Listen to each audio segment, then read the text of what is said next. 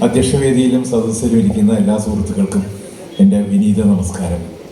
രാവിലെ 9 മണി മുതൽ വൈകിട്ട് 6 മണിക്ക് ശേഷവും തുടർച്ചയായിട്ട് പ്രസംഗം കേട്ടുകൊണ്ടിരിക്കുക എന്ന ശിക്ഷയ്ക്ക് വിധേയരാവാൻ സമൂഹത്തിൽ നടക്കുന്നതിൽ നിന്ന് വ്യത്യസ്തമായ രീതിയിലൊരു കുടുംബജീവിതം നയിക്കുന്നു എന്നതല്ലാതെ അതൊരു തെറ്റാണെങ്കിൽ അതല്ലാതെ മറ്റൊരു കുറ്റവും ഇവിടെ ഇരിക്കുന്നവർ ചെയ്തിട്ടില്ലെന്ന് എനിക്കറിയാം. അതുകൊണ്ട് ഇനിയും നിങ്ങളെ ഞാൻ ബോറടിപ്പിക്കുന്നില്ല. ഇവിടെ നടക്കാൻ പോകുന്ന സംഗീത സന്ധ്യ ആസ്വദിക്കുന്നതിന് വേണ്ടിയിട്ടാണ് നിങ്ങൾ ആകാംക്ഷയോടെ കാത്തിരിക്കുന്നതെന്ന് ഞാൻ മനസ്സിലാക്കുന്നു. 1-2 കാര്യങ്ങൾ 2 മിനിറ്റ് മാഷാണ് ഞാൻ പറഞ്ഞിരുന്ന് സംസാരിക്കുന്നില്ല എന്ന്. ഇവിടെ കാവുമ്പായി മാഷ് പറഞ്ഞല്ലോ, ഇന്ത്യയിൽ എങ്ങനെയാണ് മതേതരത്തോടുള്ള നമ്മുടെ ഭരണഘടനയുടെ അടിസ്ഥാന ശിലകളായി ഓരോന്നോരോന്നായിട്ട് തകർന്നുകൊണ്ടിരിക്കുന്നത്. ഇന്നലെ 2 ദിവസം മുമ്പ് വരെ ഞാൻ വിചാരിച്ചിരുന്നു മതേതരത്വവും സമത്വവും ജനാധിപത്യവും ഒക്കെ തകർന്നെങ്കിലും ആ പരമാധികാര സോവറിറ്റി നമുക്കുണ്ടല്ലോ എന്ന്. ഇപ്പൊ പറയുന്നു 30 ദിവസം നീ ഇന്ന സ്ഥലത്തുനിന്ന് മണ്ണെണ്ണ വാങ്ങിച്ചു എന്ന് പറയുന്ന രീതിയിലുള്ള അതിന് പോലും അധികാരമില്ലാത്ത അവസ്ഥയിലായി പോയി നമ്മുടെ രാജ്യം. നമ്മുടെ മഹത്തായ രാജ്യം അല്ലേ, ചേരിചേരാനയത്തിൻ്റെ ഒക്കെ പ്രതിനിധികളായിട്ട് ലോകത്ത് ഏറ്റവും അഭിമാനപരമായിട്ടുള്ള ഒരു അല്പം ദാരിദ്ര്യവും ബുദ്ധിമുട്ടുകളൊക്കെ ഉണ്ടെങ്കിൽ നെഹ്റുവിൻ്റെ കാലത്തൊക്കെ തലയോർത്ത് പിടിക്കാവുന്ന ഒരു അവസ്ഥ ഉണ്ടായിരുന്നു. അപ്പം അത് പോയിട്ട് വേറൊരു രാജ്യമാണ് പറയുന്നത് നമ്മളോട് അല്ലേ, 30 ദിവസത്തേക്ക് ഇന്ന സ്ഥലത്ത് നിന്ന് വാങ്ങിച്ചോളൂ, അത് കഴിഞ്ഞാൽ വാങ്ങിക്കേണ്ട, പിന്നെ ഞങ്ങൾ പറയാമെന്ന് ആമേൻ എന്ന് പറയുന്ന ഒരു നേതാവ് നമുക്കുണ്ട്. ആ അവസ്ഥയിലാണ് മതേതരത്വത്തിൻ്റെ കാര്യം പറയേണ്ട ആവശ്യമില്ല, ഇവിടെ വിശദമായിട്ട് പറഞ്ഞു. കേരളത്തിലെ അവസ്ഥയും പതുക്കെ മോശമായിക്കൊണ്ടിരിക്കുക എന്നുള്ളത് അതിന് ഒരു 2 ഉദാഹരണം മാത്രം പറഞ്ഞ് അവസാനിപ്പിക്കാം. ഒന്ന്, ഇപ്പം നോക്കിക്കോളൂ, പല സദസ്സുകളിലും അവിഭാജ്യ ഘടകമായി മാറി ഒരു സന്യാസി, ഒരു പള്ളിയിലച്ഛൻ, ഒരു മുസ്ലിം പുരോഹിതൻ. അപ്പം മതമില്ലാത്ത നമ്മളെപ്പോലെയുള്ള ഒരു പ്രതിനിധീകരിക്കാൻ അവിടെ സ്കൂളുകളിൽ എല്ലാ ഫംഗ്ഷനും, അത് പല ഫംഗ്ഷനും, കല്ലിടല്, കച്ചവടം, എല്ലാത്തിനും മതസൗഹാർദ്ദം, മതങ്ങൾ തമ്മിൽ സൗഹാർദ്ദം എന്തൊരു വലിയ കാര്യമാണ് ഈ മതങ്ങളുടെ രീതിയിൽ. അത് നിർബന്ധമാണ്. എവിടെന്നെങ്കിലും തൃശ്ശൂരാണെങ്കിൽ സത്യം പറഞ്ഞാൽ മുസ്ലിം പ്രതിനിധിയെ കിട്ടാനും ബുദ്ധിമുട്ട്. അതുകൊണ്ട് 10 ഒരാൾ തന്നെയാണ് അതിൽ. സന്യാസിമാരും ഇഷ്ടംപോലെ ഉണ്ട്, അച്ഛന്മാരും ഇഷ്ടംപോലെ ഉണ്ട്.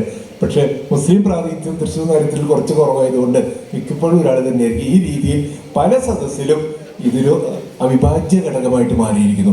ഒരു LDF convener, UDF convener, BJP നേതാവിനെ വിളിച്ച് എത്ര കുഴപ്പമില്ല, അവർ കുറെ കൂടി ജനത്തിലുള്ള പ്രാതിനിധ്യം വഹിക്കുന്നവരെ. പക്ഷെ ഈ മതത്തിന്റെ പ്രാധാന്യം, അപ്പം ഇവിടെ കുട്ടികളെ എങ്ങനെ ഇതിലേക്ക് പോകുന്നു, കുട്ടികളൊക്കെ ഇതില്ലാതെ പറ്റില്ലെന്ന് അവർക്കും തോന്നുന്നുണ്ട്.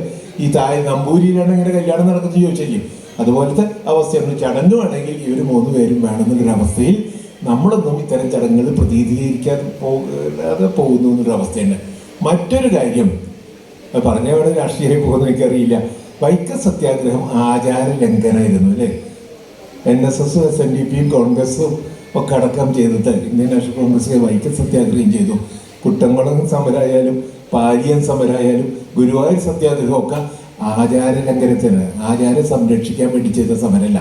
അങ്ങനെ ആചാരം ലംഘിച്ച് പാരമ്പര്യം സൃഷ്ടിച്ച് അതിൻ്റെ പേരിൽ ജനപിന്തുണ നേടി മുന്നോട്ട് വന്ന് അധികാര കസേരകളിൽ ഇരുന്ന ആൾക്കാരെ ഇപ്പോൾ ആചാരമാണ് മുഖ്യം, ആചാര സംരക്ഷണമാണ് മുഖ്യം എന്നുള്ള അവസ്ഥയിൽ എത്തിയിരിക്കുന്നു.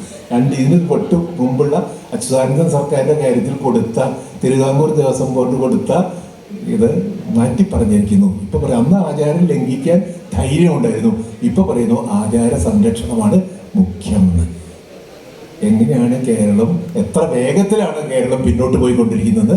ഇതിലേറെ അല്ലെ, കോടതി ചോദിച്ചു നിങ്ങൾക്ക് എന്താണ് ഈ അന്ധവിശ്വാസ നിർമ്മാർജ്ജന നിയമം കൊണ്ട് എത്ര ബുദ്ധിമുട്ടാണ് കൊണ്ടുവന്നുകൂടിയത്, കോടതിയാണ് ചോദിച്ചത് അല്ലേ. കോടതി പലപ്പോഴും റിയാക്ഷനായി എന്നുള്ള പറഞ്ഞു. പക്ഷെ കോടതി ചോദിച്ചു നിങ്ങൾ എന്താ ഈ നിയമം കൊണ്ടുവരാത്ത, നിങ്ങൾക്ക് കൊണ്ടുവന്നുകൂടെ, അതിലെന്താണ് നിങ്ങളെ വിലക്കുന്നതെന്ന് കോടതി ചോദിക്കേണ്ടി വന്നു.